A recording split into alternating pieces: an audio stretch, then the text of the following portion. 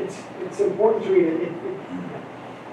This was written April 3rd, 1992.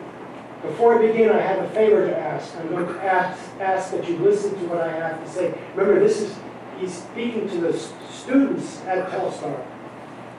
One thing about listening is very important. While you're listening, you must really listen, really hear what the other person is saying and meaning. You can't really listen if you are making up answers, debating each point, rejecting what is being said, or just letting your mind wander.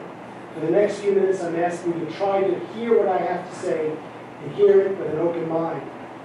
I was given this opportunity to share some of my thoughts with you because the school is now faced with a decision about one of our school symbols.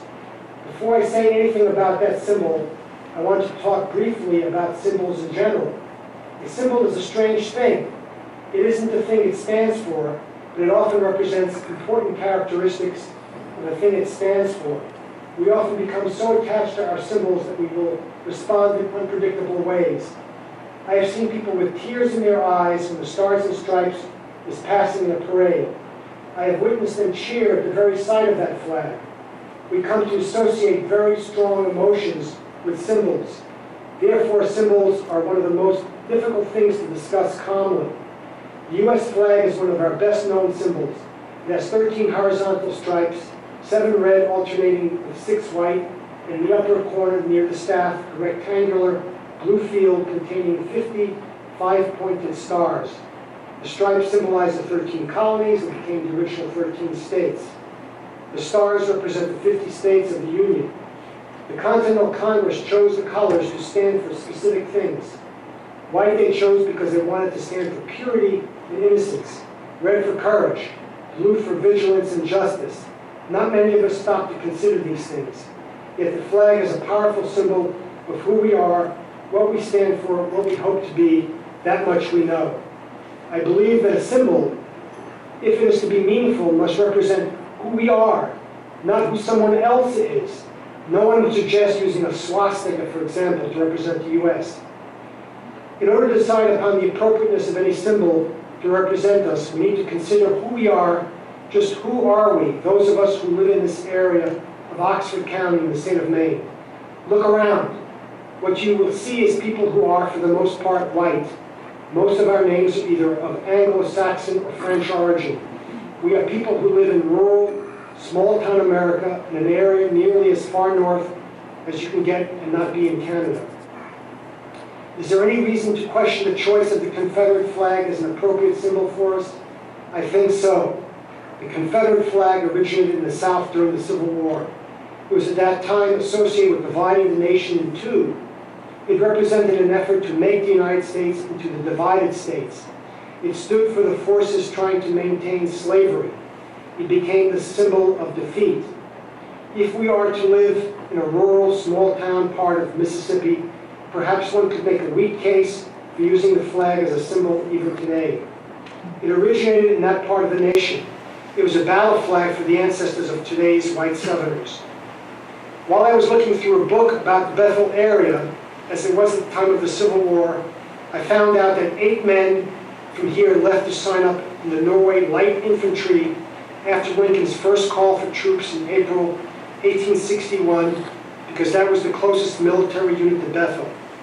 At Lincoln's second call for troops, 41 men formed something called the Bethel Rifle Guards. They fought, among other places, at Gettysburg.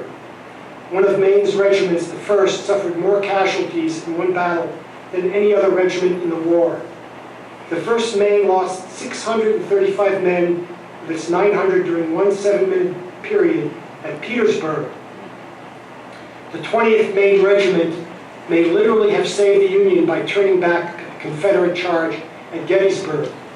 The names prominent in the Bethel area during the Civil War included Chandler, Chapman, Ellingwood, Kimball, Lovejoy, Foster, Hastings, Bean, Grover, Barker, and Merrill.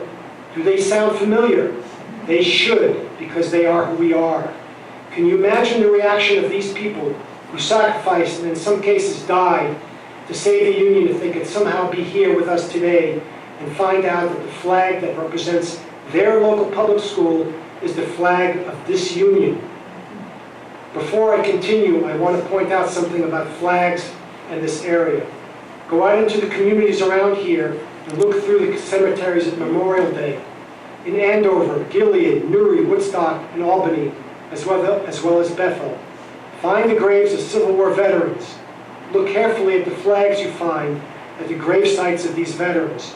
You will find the American flag, the flag of the Union, the United States of America, the flag these men left this area to fight for. The symbol of their sacrifice is definitely not the Confederate flag. We must also consider to whom does this flag give offense. Quite specifically, it terribly offends black Americans. It was a flag of slavery. For more than 100 years, it has fluttered in the breezes at Ku Klux Klan rallies. It has shared the scene with burning crosses and white robes. It has stood vigilant at the scene of thousands of beatings, whippings, mutilations, castrations, and hangings. It has even been part of such events as men being burned alive because they were so bold as to question their status as second-class citizens. When I was just a little older than you are now, I saw the state capitol in Montgomery, Alabama. Outside the lawn was the U.S. flag. Up on the capitol was the Confederate flag. Why?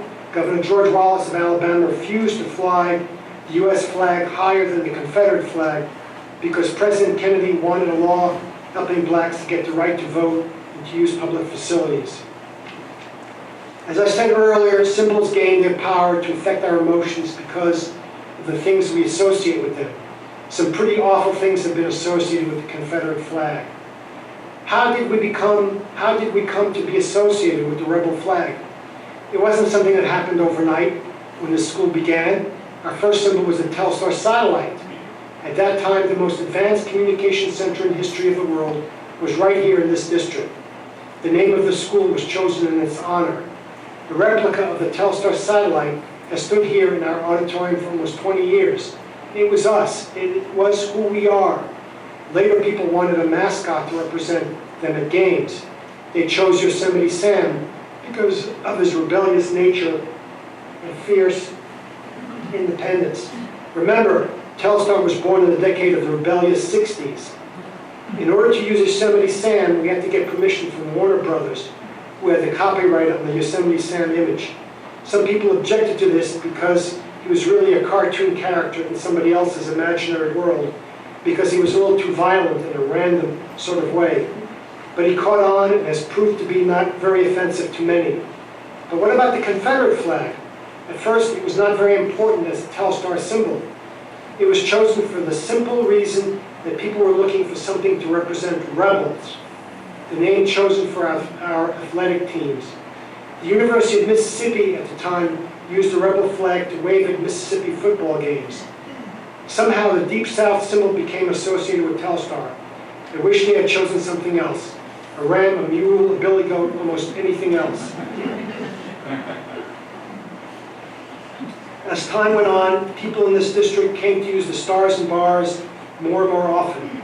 At games, as flags, on books, as book covers, on bumper stickers, on t-shirts, in yearbooks. I have worried about this for a long time. Am I immune from the symbolism? No. In the 1980s, I took my family to Florida. The first time I saw the stars and bars on that trip, I think it was in Georgia. My first thought was, what is a Telstar graduate doing here? As you can see, the adoption of someone else's symbol from somewhere else causes confusion. Am I saying that Telstar students are racist? I certainly am not. Am I saying that Telstar needs to find a new symbol? I certainly am. Does the fact that we live in a remote corner of the U.S. excuse us from being part of the larger world? I don't think so. Does the fact that we are mostly white with Anglo-Saxon backgrounds excuse us from being considerate of other people's history and suffering? I don't think so. Can we do better at choosing a symbol? We sure can. One important measure of maturity is the ability to look beyond ourselves and consider the feelings and positions of others. If there's anyone at fault here at Telstar regarding the school flag, it is the adults, including me, who have failed to recognize fully the negative potential of that flag and then to explain clearly to students what the problem was. For years, I have been afraid that the powerful negatives associated with that symbol would bring unfortunate shame upon the school. This is not the first time people have expressed concern. American Legion veterans have objected because they found it offensive in the Legion Hall at Lock Mills. People have objected to the flags being included in Memorial Day parades honoring the memory of the war dead. Students from other schools have been disturbed to find it as our symbol. We must take a good look at who we are, what our symbols stand for, and what we want to be. I challenge you to see yourselves as part of the larger world and to be mature enough to consider how we can unintentionally offend people who have a right to be offended. I challenge you to find a better symbol of our Yankee streak of independence and defiance. I ask you to use your ability to think and reason rather than caving into your emotions. I have heard people say that to ask us to take down the Confederate flag is taking away someone's freedom of speech. I'm asking you to truly consider what it is you want to say. I've heard people get very angry in the fence about saving our flag. Perhaps it is because there is something very attractive about standing up against the outsider. There is a strong streak of us against them here in Maine. I believe you are capable of seeing that the real danger to our image is not coming from the outside, but from the possibility that we could refuse to see that we are part of the whole. There is no minority threatening to storm our barricades. We are in fact a minority. Even the University of Mississippi no longer claims the stars and bars as its school flag. Good for them. I believe we here in Oxford County, in the school, are the kind of people who are capable of rising above narrow self-righteousness and responding to the concerns of others, not because it is easy, not because it feels good to do so, not because we are being forced to, because it is clearly the right thing to do. We can be thankful that we have the opportunity to take action on this symbol while we can still do it ourselves. Imagine the negative possibilities if we had taken that flag to represent us at some interstate event, proud of some accomplishment of the school, and we found ourselves attacked for displaying a symbol that is seen elsewhere as a symbol of hate and racism. Do I exaggerate? Not at all.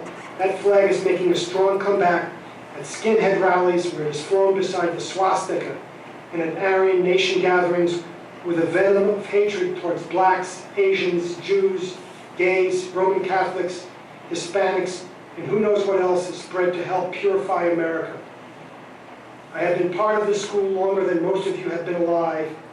I teach here because I love this school. I care about its students and their reputation. I urge you to give up a symbol that divides us and find one that unites us and unites all of us in a sense of pride. I'm just... 25 years ago. 25 years ago, Rodney Abbott. I'm proud that he did this. It's extraordinary.